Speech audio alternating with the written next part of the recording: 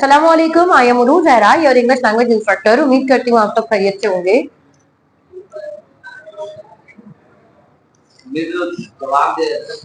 अस्सलाम वालेकुम, I am Urooj Zahra, your English language instructor. उम्मीद करती हूँ आप सब खैरियत से होंगे। आज की इस वीडियो में हम डिस्कस कर रहे हैं कुछ वर्ड्स, और ये वर्ड्स वो हैं जो कॉमनली इस्तेमाल होते हैं, इनकी वर्ड टू वर्ड ट्रांसलेशन हमें नहीं आती है।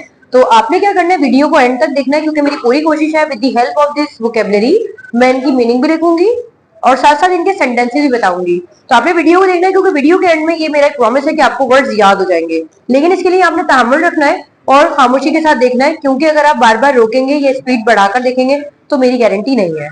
तो मैं एक एक वर्ड को कुछ टेक्निक्स या ट्रिक के साथ लेकर चलूंगी, आपने इनका ख्याल रखना है। सबसे पहले एक वर्ड है रिडिक्यूलस। रिडिक्यूलस का मतलब होता है मजाहिया या एक मजाकिया तौर पर। रिडिक्यूलस, इसको मैं यूं कह सकती हूँ, व्हाट अ रिडिक्यूलस आइडिया। आपने मुझे कहा कि टीचर आएंगे, हम टीचर को कोई सरप्राइज देंगे, और वो सरप्राइज भी कोई बहुत ज्यादा खतरनाक नहीं है, कोई हंसी मजाक वाला सरप्राइज है। तो मैं इसको यूं कह सकती हूँ, व्हाट अ रिडिक्यूलस आइडिया, कि कितना एक मजाहिया एक अच्छा आइडिया है। इसको मैं यूं भी कह सकती हूँ, मैंने कोई फिल्म देखी और फिल्म देखने के बाद मैंने अंदाजा लगाया कि इस फिल्म में ज्यादातर कॉमेडी थी, तो मैं कहूंगी this film is based on ridiculous matter या ridiculous matter. This film is based on ridiculous matter. तो हमें समझ आया कि भाई इस फिल्म की जो थीम है वो क्या है, मजाहिया है।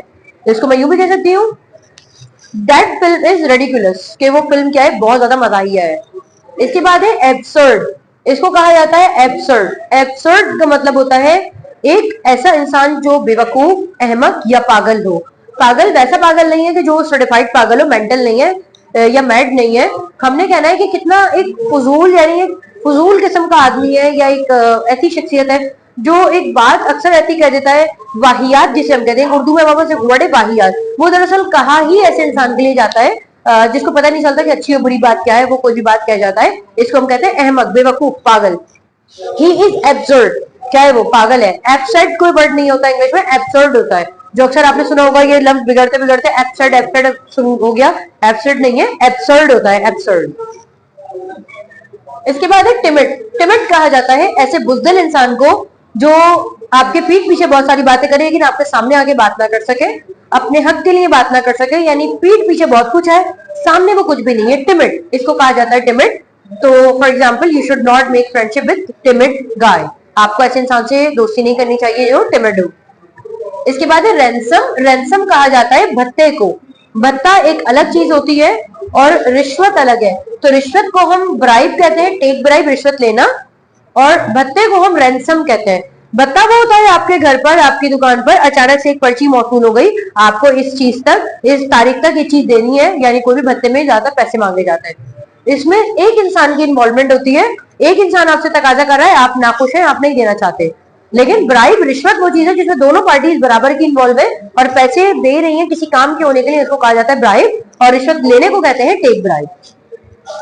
इसके बाद है रैप ऑन। रैप ऑन का मतलब होता है दरवाजे को जोर जोर से पीटना।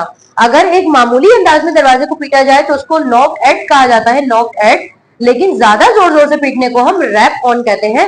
मैंने कहा कि तुम दरवाजा जोर जोर से क्यों पीट रहे हो, why are you rapping on the door, why are you rapping on the door, कि तुम दरवाजा क्यों पीट रहे हो बुरी तरीके से। इसके बाद है रैक। रैक का मतलब होता है सफाई करना।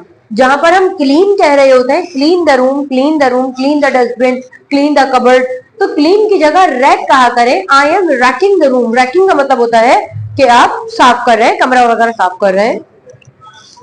इसके बाद आती है सैल्यूट। सैल्यूट का मतलब होता है किसी को सलामी देना, या सैल्यूट का मतलब किसी को अस्सलामु अलैकुम कहना भी होता है। अपनी अपनी लैंग्वेज के मुताबिक हम इनको अपने तौर पर कह लेते हैं, लेकिन सलाम करने को सैल्यूट कहा जाता है।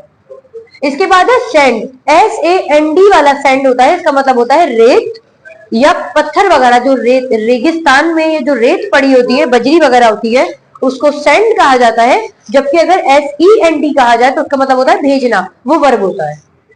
इसके बाद है सॉस। सॉस का मतलब होता है कोई चटनी वगैरह, जैसे कि आप सूप बना रहे हैं, सूप के साथ कुछ जो उसके इंग्रेडिएंट्स रिक्वायर्ड होते हैं, या लिक्विड फॉर्म में कोई स्पाइसेस, स्पाइसेस का लिक्विड फॉर्म में होना सॉस कहलाता है। इसके बाद है सर्जेंट। सर्जेंट जो हम कहते हैं ना, ट्रैफिक पुलिस का सार्जेंट, सार्जेंट जो है उर्दू में हम लिखते हैं, लेकिन उसकी स्पेलिंग ये होती है सर्जेंट, SERGENT, सर्जेंट। उसके बाद है सेल्फिशनेस, खुदगर्जी। मैंने कहा ये तुम्हारी खुदगर्जी है, this is your selfishness. You should not make decision on your selfishness, आपको अपनी खुदगर्जी पे फैसला नहीं करना चाहिए। सेल आउट, अगर सिर्फ खाली सेल का लफ्ज लगे, SELL सेल, इसका मतलब होता है बेचना, लेकिन सेल आउट का मतलब होता है मुकम्मल तौर पर बेच देना, बाकी कुछ ना बचे। सेल आउट, तभी जब आप घर वगैरह बेचते हैं तो उसको कहते हैं I sold out the house, मैंने घर बेच दिया था। लेकिन सामान वगैरह का बेचना सेल कहलाता है, क्योंकि जब आप कुछ चीजें बेचते हैं तो दुकान में कुछ स्टफ मौजूद भी होता है, दुकान पूरी की पूरी खाली नहीं हो जाती है। और इसके बाद है सेमी डिटैच्ड, ये वर्ड बहुत अच्छा है, ज्यादा फ्लैट में रहने वालों को पता होना चाहिए। फ्लैट एक ऐसा हमारे पास घर होता है रहने का, जिसकी एक दीवार दूसरे की दीवार से मिली हुई होती है, या आपके घर का कोई हिस्सा बराबर वाले घर से मिला हुआ होता है, तो आप कह सकते हैं द कोर्टयार्ड, अब कोर्टयार्ड कहते हैं सैन को, the courtyard is semi detached. तो आधा उनका हो आधा आपका हो, यानी एक ऐसी चीज, एक ऐसे घर वगैरह जिसमें आपकी भी शराकत हो और उनकी भी हो। फॉर एग्जाम्पल मेरी वाली जो क्लास है वो कंप्यूटर लैब से जुड़ी हुई है, तो मैं कह सकती हूँ my class is semi detached with computer lab. मेरी क्लास सेमी डिटैच्ड है, आधी जुड़ी हुई है ना, क्योंकि पूरी क्लास तो नहीं है, लेकिन एक दीवार कंप्यूटर लैब से जुड़ी हुई है। मेरा स्कूल एक कब्रिस्तान से जुड़ा हुआ है, my school is semi detached with graveyard, तो हम यूं भी कह सकते हैं। तो अच्छा, हम इसको रिलेशन में भी लगा सकते हैं। आपने किसी से पहले दोस्ती की, उसके बाद दोस्ती में बहुत ज्यादा खलल आ गया और डिस्टर्बेंस हो गई, अब उसके बाद सिर्फ सलाम दुआ की हद तक आप रह गए, और या कभी कभी कोई 6 महीने 8 महीने साल में एक बार मुलाकात हो जाती है, बात हो जाती है, तो आप यूं भी कह सकते हैं कि I am semi detached with him, मेरा अभी भी उससे कुछ हद तक ताल्लुक है। तो उम्मीद करती हूँ ये वोकैबुलरी आपको समझ आई है। अगर आपका कोई सवाल है तो कमेंट सेक्शन में पूछे। इसके साथ ही मुझे इजाजत दीजिए, आपसे फिर मुलाकात होगी एक नई वीडियो में। अपना बहुत सा ख्याल रखिएगा। अल्लाह हाफिज।